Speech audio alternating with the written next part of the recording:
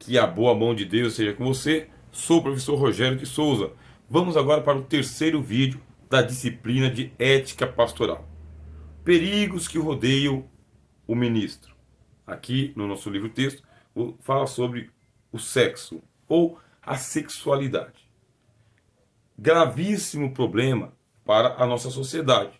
Afinal de contas, a licenciosidade anda à solta. O que vem a ser a licenciosidade? É a licença para pecar. É a liberdade ou a facilidade que as pessoas têm em pecar sem admitir que aquilo é pecado. Elas não veem problema algum. Esta licenciosidade, antigamente a gente chamava de mundana. Mas aí, a partir dos anos 90, conforme a gente foi percebendo, essa licenciosidade não é só mundana, ela é evangélica também, está dentro da nossa igreja.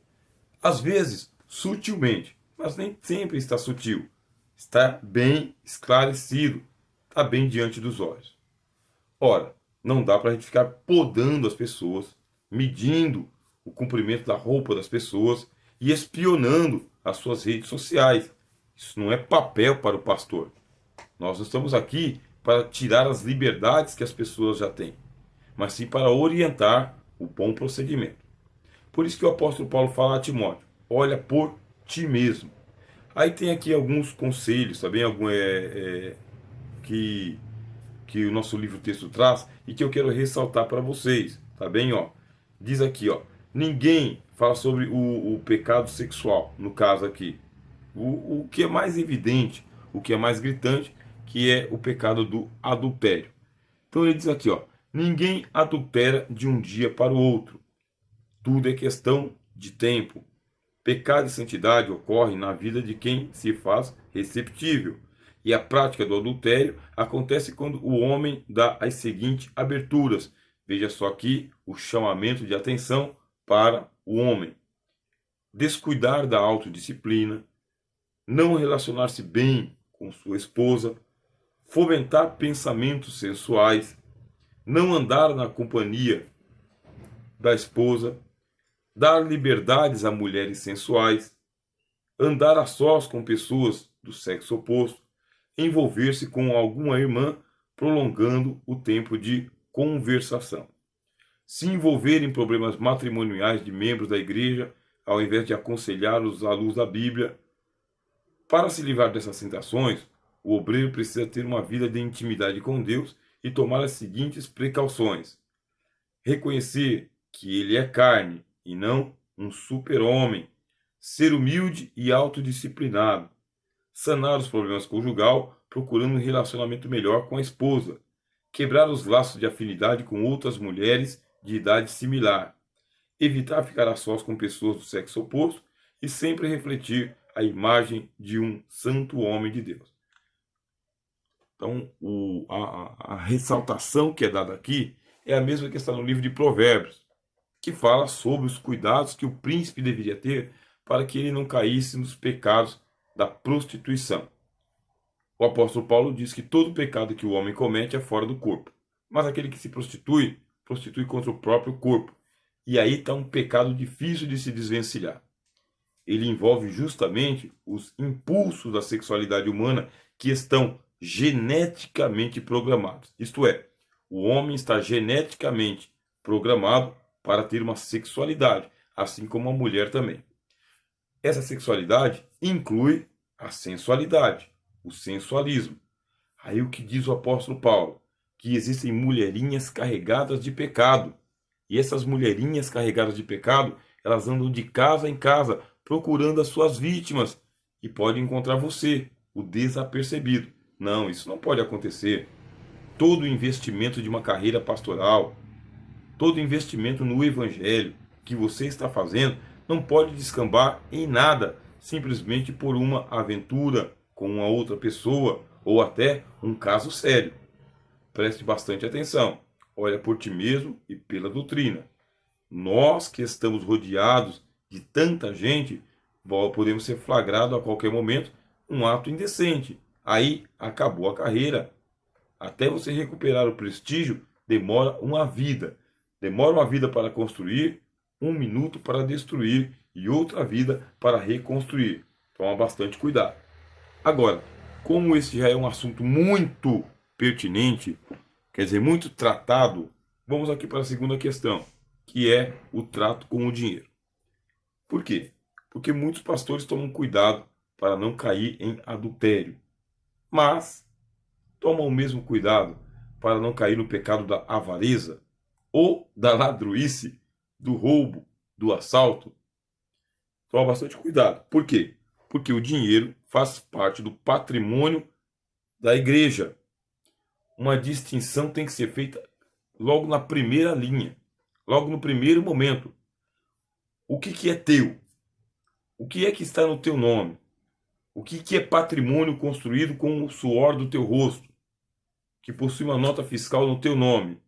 E o que é patrimônio da igreja? O que pertence ao ministério, que não é seu? Você consegue fazer essa distinção? Consegue perceber o perigo? O trato com o dinheiro tem produzido muito escândalo na igreja, muito escândalo no evangelho. E muitas pessoas já se afastaram do ministério e da igreja por causa de corrupção, inclusive corrupção sistêmica. Como que faz? Bom, em poucas palavras, vamos lá. Aqui tem alguns conselhos que são dados aqui. Primeiro, deixa eu pegar um passo a passo aqui. Vamos para a questão da doutrina da contribuição na igreja. Você tem que ensinar à igreja a teologia da mordomia cristã. Não é um assunto para ser falado assim, ó, de cochicho, no pé do ouvido das pessoas. Também não é um assunto para ser a estrela da manhã da igreja. É um assunto natural. Vamos naturalizar a vida financeira da igreja com transparência. Por isso que existe a teologia da mordomia cristã, que é a teologia dos bens materiais. Ponto. Por onde começa? Ensinando os irmãos a serem ofertantes e dizimistas, porque ambas doutrinas estão na Bíblia, tanto no Antigo quanto no Novo Testamento. Uma teologia saudável, uma teologia sadia, uma teologia nada extravagante. Comum. Pronto, as pessoas são ofertantes e dizimistas. Segundo, treinamento para os coletores de oferta, diáconos, diaconisas, colaboradores. Como que eles vão fazer para fazer o recolhimento das ofertas dos irmãos, das contribuições dos irmãos? Com toda humildade, com toda tranquilidade. Nada ostensivo, nada agressivo, nada extorsivo. Cuidado, porque a gente já viu que existem casos de extorsão, com falsas promessas. As pessoas não são bobas. Ganhar dinheiro é difícil. Você está aqui investindo na tua formação. Sabe o quanto que está custando esse curso? Não somente as horas de estudo, como também monetariamente. As pessoas não são bobas. Quando elas perceberem que a linguagem ali é a de um charlatão, elas vão abandonar a igreja e o evangelho e vão difamar o ministério. Por isso, como se faz a coleta das ofertas, das contribuições? Com tranquilidade, com simplicidade, com transparência, com muita calma, sem ameaçar ninguém com as chamas do inferno e nem fazer aquelas lavagens laboratoriais para extorquir grana das pessoas. Fez o recolhimento, o que é comum? Que na hora de fazer a conferência da arrecadação, seja feito perante as testemunhas, o tesoureiro, o guardador de ofertas, um secretário, 2 ou 3 diáconos por ali, colaboradores, quer dizer, tudo muito claro, tudo muito calmo, e registrando nota a nota, moeda a moeda, valor a valor, com tranquilidade. Se não é o diácono que faz isso, tem ali alguém que é o contador das notas. Contou, registra no livro caixa, que esse livro caixa vá assinado por quem recebeu a oferta, por quem contou a oferta e, por último, pelo pastor, que tem que saber exatamente quanto que entrou de oferta, assim como também quais são as contas que têm que ser pagas no tempo aprazado. É uma administração. Por isso, precisa estudar administração de igreja, tem que estudar um pouco sobre contabilidade. Mesmo que você não seja um especialista, o básico você tem que saber. É como as contas da sua casa. A diferença é que agora é as contas da igreja, uma proporção um pouco maior, e a prestação de contas. Sendo feita a prestação de contas, nunca ninguém jamais vai acusar você de ser um ladrão, uma ladra, alguém que usurpou o patrimônio da igreja. Quando você fizer ali a aquisição ou a troca do seu automóvel, que você não tem que prestar contas se esse automóvel ele é comprado com o seu suor, com o seu dinheiro. Mas, como você está a serviço da igreja, é bom ter aquelas pessoas de confiança que fazem a prestação de contas. Quando alguém disser, olha, o pastor trocou de carro porque ele está tirando dinheiro da igreja, tem que ter uma contra-resposta. Por isso, gente que sabe mais ou menos o que você fez para poder ampliar o seu patrimônio. Toma muito cuidado.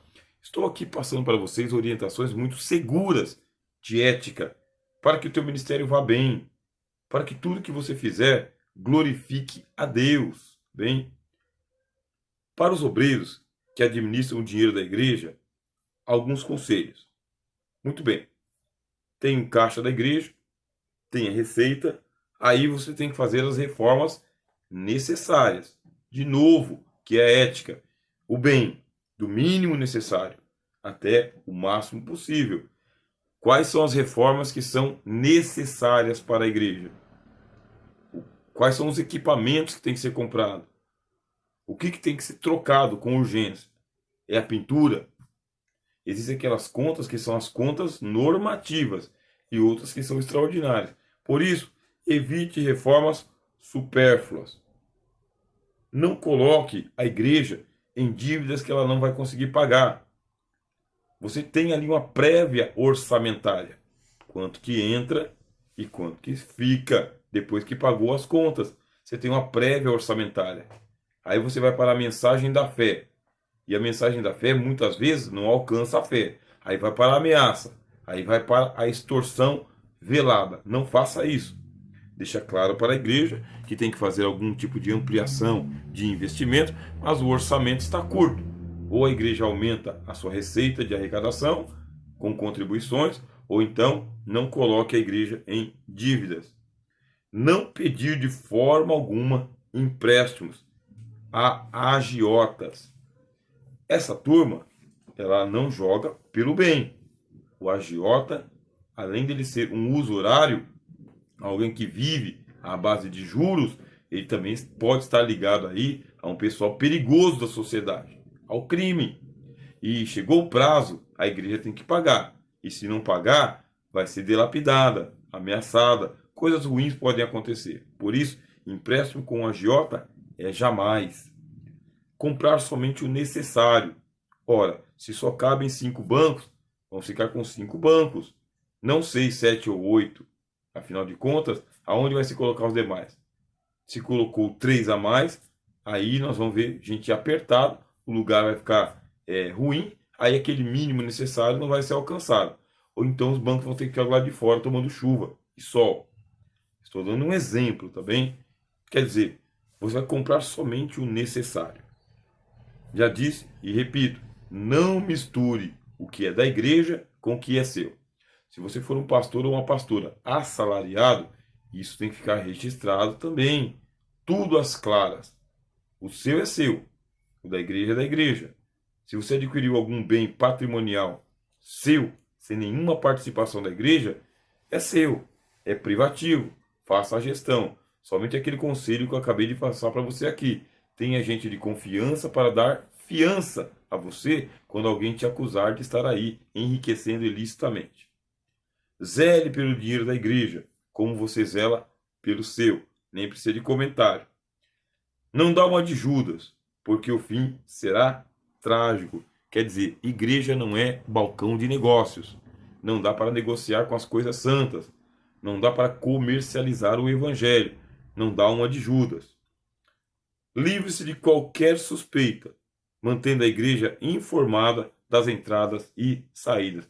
Deixe a igreja ter acesso ao livro caixa. Não é um livro secreto. A Bíblia que deveria ser um livro fechado, não é? Quanto mais o livro caixa. Tem que ser aberto, acessível. Dificilmente os membros da igreja ficam querendo saber aonde foi o dinheiro que elas investiram. Isso dificilmente. Mas, se alguém quiser, está no direito, tranquilamente, haja com naturalidade, porque isso daí só vai aumentar a tua credibilidade. Essa pessoa que ela entra uma ou duas vezes para ver a entrada do livro caixa, ela não volta uma terceira. Porque se o seu livro está sempre aberto, com facilidade, essa pessoa aí vai ganhar confiança naquilo que está fazendo. Sei que muitos não vão confiar, porque pode ser que o membro seja um falso irmão, uma falsa irmã que está aí a serviço do crime. Por isso não é facilitar, é para aquele que já é contribuinte, é para aquele que já é membro, aquele que já é conhecido. Então toma bastante cuidado.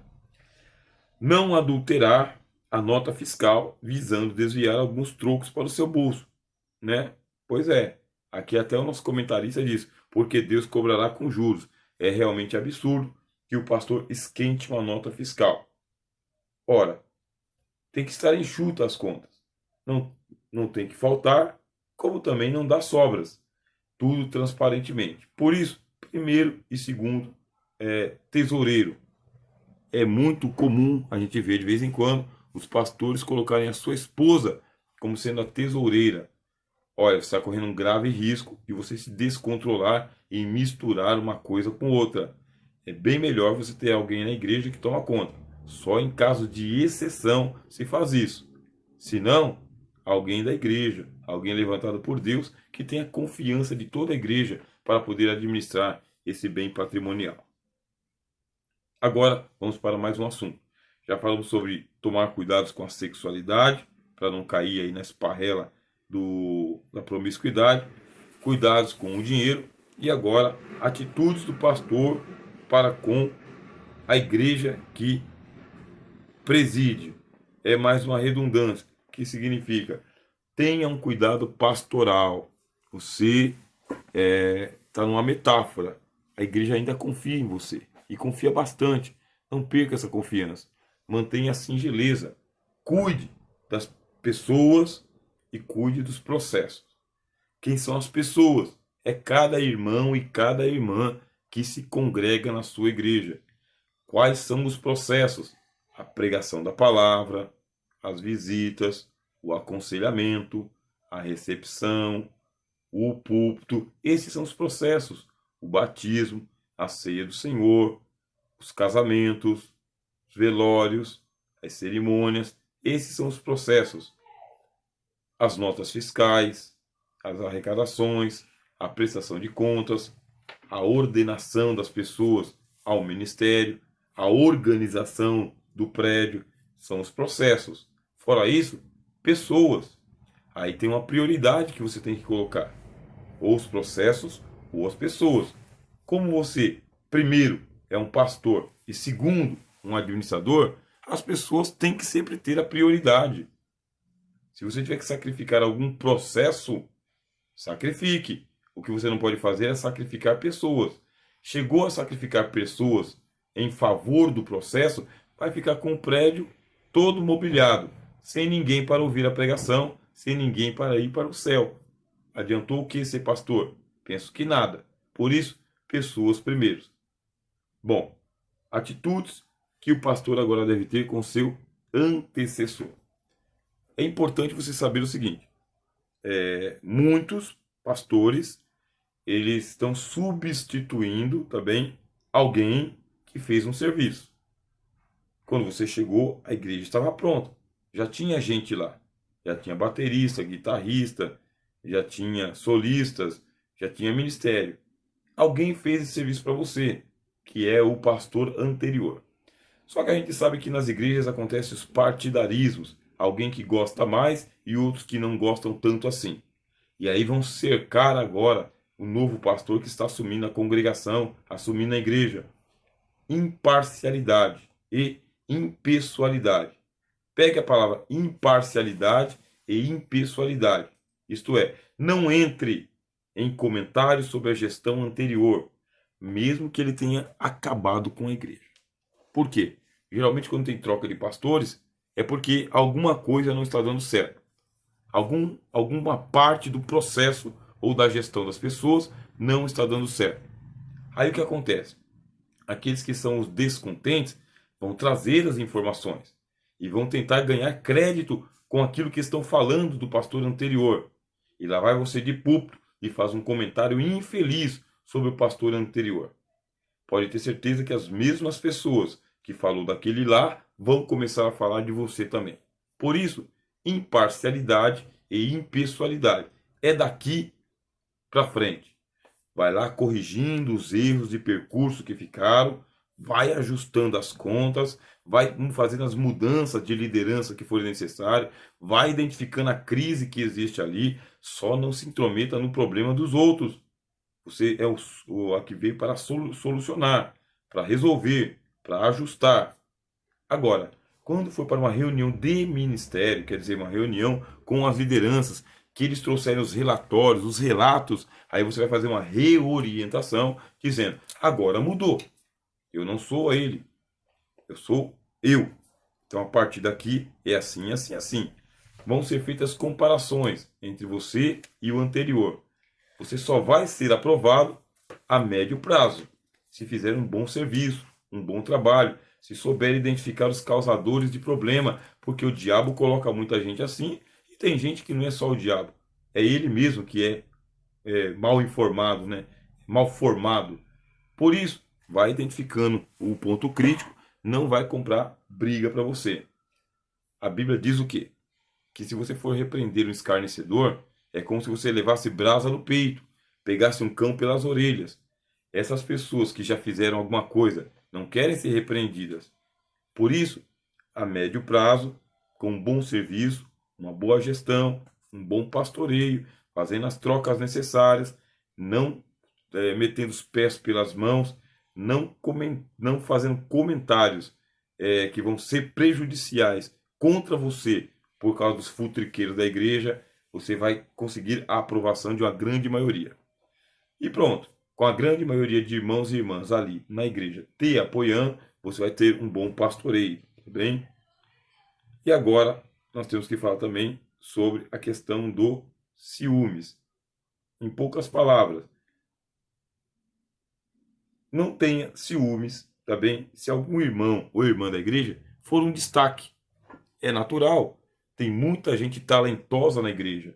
Pessoas que abandonaram o mundo e agora estão se dedicando com muito afinco às coisas de Deus, que acreditam na Bíblia e no Espírito Santo. Pode ser melhor na pregação, no louvor, no aconselhamento, nas visitas. E por quê? Já conhecem a igreja, já conhecem as pessoas. Ao invés de se ensimesmar com essas pessoas, canaliza elas para serem seus colaboradores, seus cooperadores. Traz para perto, dá espaço, monitora, orienta, faça a formação, deixa essa pessoa fazer parte da sua equipe, do seu time, para usar aqui uma metáfora do time de futebol. Ora, você precisa de gente ali competente e bem competente perto de você. Agora, é lógico, se o padrão já está aqui e você está aqui, ao invés de você fazer isso com elas, você faz isso com você. E depois faz isso com você, para que elas façam isso e você vai subindo e elas subam com você. Faça essa construção ética na sua congregação, na sua igreja, com o teu serviço, com o seu trabalho, do mínimo necessário até o máximo possível. Pense naquela igreja que a pessoa diz assim: é a minha igreja, esse é o meu pastor, é a igreja que eu quero estar, é o pastor que eu quero ter. Se algum dia eu chegar a ser pastor, quero ser igual a ele. Se algum dia eu tomar conta de uma igreja, quero que a minha igreja seja igual a essa. Tenha esse pensamento. Congrega naquela igreja que você gostaria que Jesus congregasse, que não tivesse do que falar do anjo da igreja e da igreja. O que você achou? Bom, eu sou o professor Rogério de Souza, junto com o Instituto Supera.